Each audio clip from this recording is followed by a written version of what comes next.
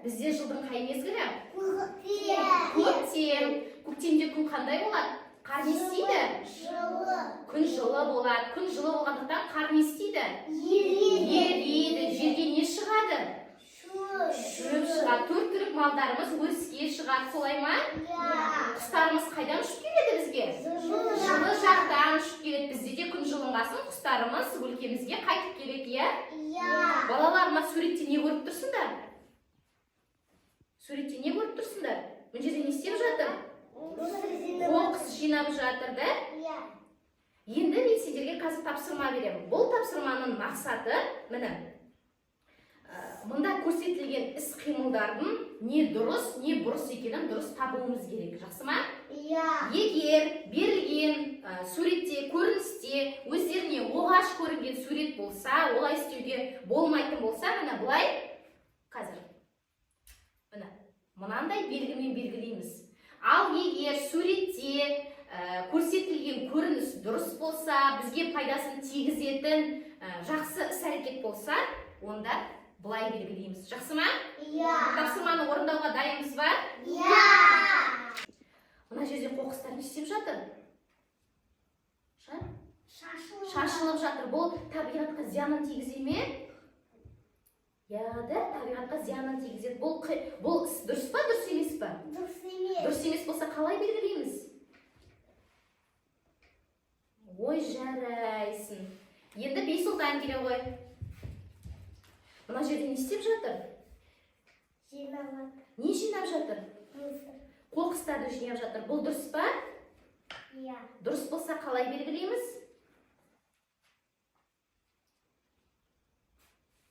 Ой, жарайсың. Енді әдемі келе ғой.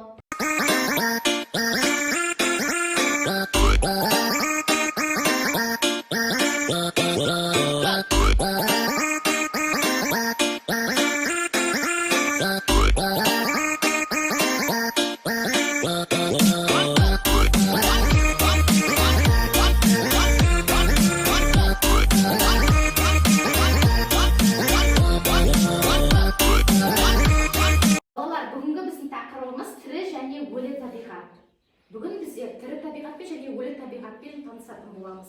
Табиғат құбылыстарының барлығымен танысып, бүгінгі ұйымдастырған іс-әрекетімізді қызықты өткіземіз деп ойлаймын. Балалар, біздер табиғатқа залал келтіретін, немесе пайда алып келетін іс-қимылдарды дұрыс не бұрыс етіп белгіледік. Тапсырма ұнады ма сендерге? Енді маған айта қойыңдаршы, табиғат нешеге бөлінеді, неше топқа бөлінеді? 2 топқа бөлінеді. Енді атай қойыңдар, қандай 2 топ? Біріншісі қандай? Тірі табиғат, екіншісі өлі табиғат. Ой, жарайсыңдар. Тірі табиғатқа не жатады? Тірі табиғатқа. Өсетінде. Ал өлі табиғатқа? Ой, жарайсыңдар. Балалар, біздер биылдан бастап біртұтас тәрбие жобасы аясында қаржылық сауаттылықты арттыруды қолға алып жатырмыз. Енді маған қараңдаршы, бұл не? Карта. Бұл банк картасы, да? Мен сіздерге қазір бұл банк картасын үйлестіріп беремін. Алағын. Бұл банк картасын ішін немен толтырамыз? Ақшаны алу үшін, көп ақша табу үшін не істеу керек? Еңбек ету керек, да? Сендер әлі кішкентайсыңдар, жұмыс жасай алмайсыңдар, бірақ сендер өздерінің ақшаларыңды еңбектеп таба аласыңдар. Ол қалай? тапсырманың барлығын дұрыс орындап, сұрақтардың барлығына дұрыс жауап берген балаларға мен қазір не беремін? Ақша беремін. Енші тапсырмаларды орындаймыз ба? Онда екінші тапсырмаға кезек берейік. Балалар, енді бізде келесі тапсырма, қазір мен сендерге түсіндірейін. Онда өздерім айтқандай екі топқа бөлінген табиғат бар. Бірі тірі табиғат, бірі өлі табиғат. Бұларға не жататынын нақты дұрыс біліп түсініп алу үшін қазір тапсырма орындаймыз. Енді қараңдаршы, бірінші мен сендерге тапсырманы түсіндірейін. Егер сендердің қолдарына алған сурет тірі табиғатқа жататын болса, онда оны өзінің орнына жабыстыратын боламыз. Яма? Өлі табиғаттікін бөлек, тірі табиғаттікін бөлек бөліктерге жабыстырып, тақырыпты жақсылап түсініп ашып алайық. Жақсы ма? Ал тапсырманы орындай қойыңдар.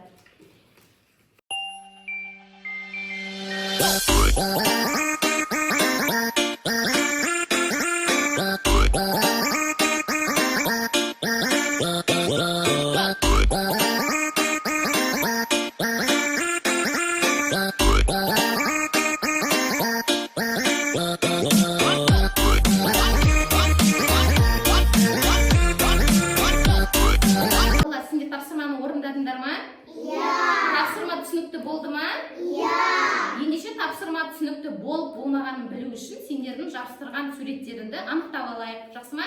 Бішіктен орнынан тұра қойшы. Бұл суретке не жабыстырдың? Бұл ненің суреті? Ағаш. Бұл қай табиғатқа жатады екен?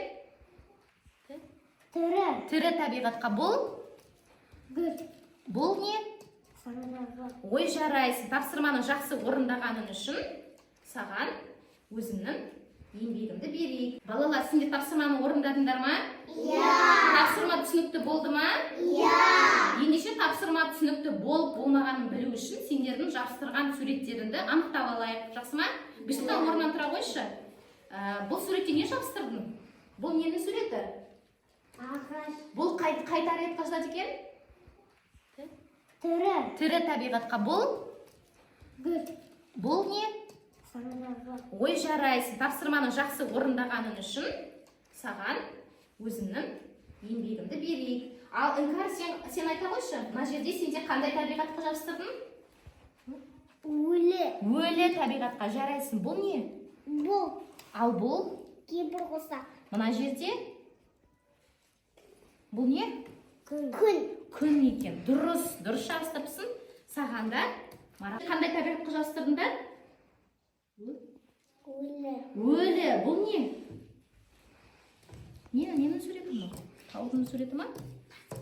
Таудың суреті екен. Мына жерде не?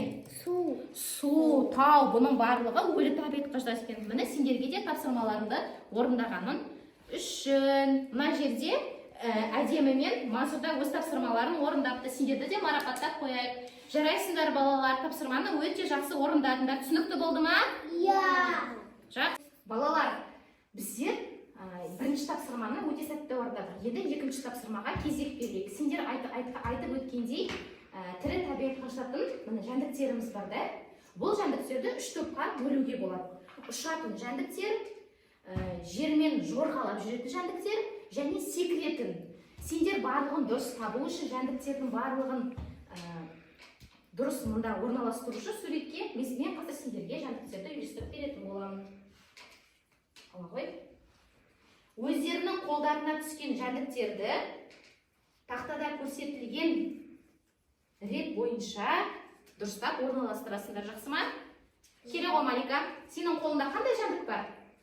Бұл жерде не бар? Не мынау? Шыбын. Ол не істейді? Ұша ма, әлде секіре ме? Ұшады. Ұшатын болса, мұнда жабыстырайық. Мұнда мына сенде қызыл қоңыз да, қазақша айтайық. Ол да не істейді? Ұшады да.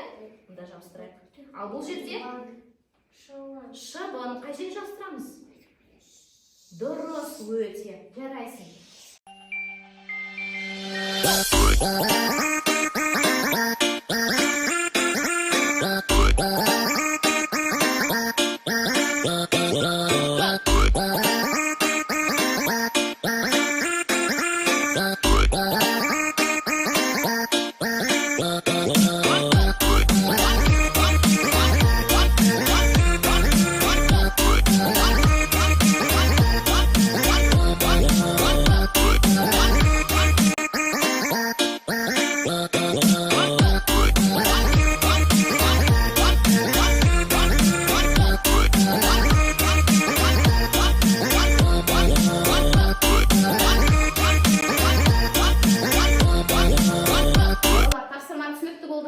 Ұнады ма сендерге? Қызықты болды ма? Жарайсыздар. Тапсырманы өте жақсы орындағандарың үшін мен сендерді тағы да марапаттап қояйын. Жарайсыңдар балалар. Осылай барлық тапсырманы өте сәтті орындап шығайық, жақсы ма? Балалар, сендер тапсырманы орындап шаршап қалған боларсыңдар. Ендеше бірінші сервис сәтін жасап алайық, саусақтарымызға саусақ жаттығуын жасап алайық, кейін сурет салатын боламыз, жақсы ма?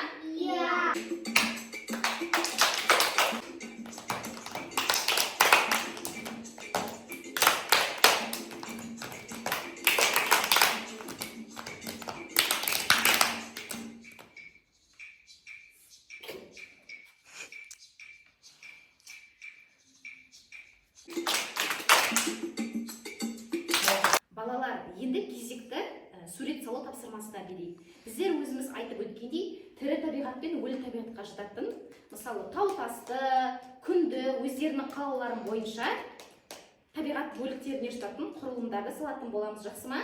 Қазір сендерге мына қолдарына қылқалам, түрлі түсті акварель краскасы, су және майлық берілген. Суретті мына біздер мына бөліктеріне салатын боламыз, жақсы ма? Ендеше сендерге сәттілік.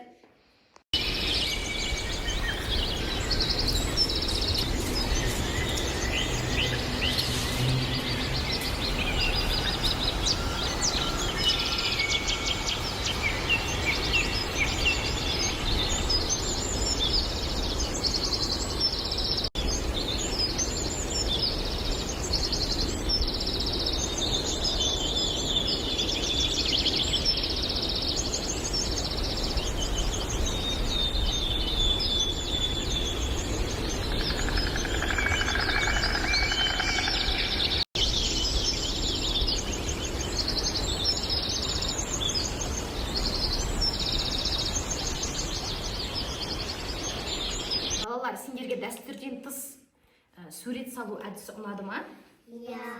Қиынға соққан жоқ па? Қызықты болды ма тапсырма? Жарайсыңдар. Енді мына жерде не салдың сен, Мансұр? Ағаш салдың ма? Жарайсың. Ал сен, Нұралы? Гүл салдың. Бұның барлығы тірі табиғатқа жатады екен, да? Өте жарайсың, тапсырманы өте жақсы орындапсыңдар. Ал әдемі сен ненің суретін салдың? Күннің суретін салды, әдемі. Жарайсың. Балалар, ұнады ма сендерге? Қызықты болды ма? Балалар, тапсырмалардың барлығы қызықты болды ма? Бүгін көптеген тапсырмалар орынды. Тапсырмаларды орындаған сайын мен сендерді марапаттап, сендерге не ұсындым? Ақша. Бұның барлығын өздерінің банк карталарына салып жинап қоясыңдар, жақсы ма?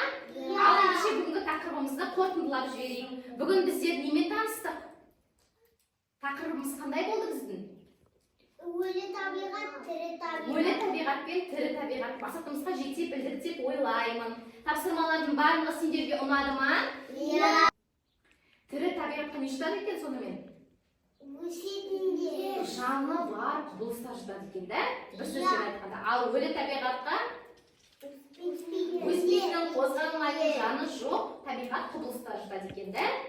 Тапсырмалардың барлығы сендерге түсінікті, қызықты болды деп ойлаймын. Келесі көріскенше сау болыңдар. Үлкен рахмет сендерге.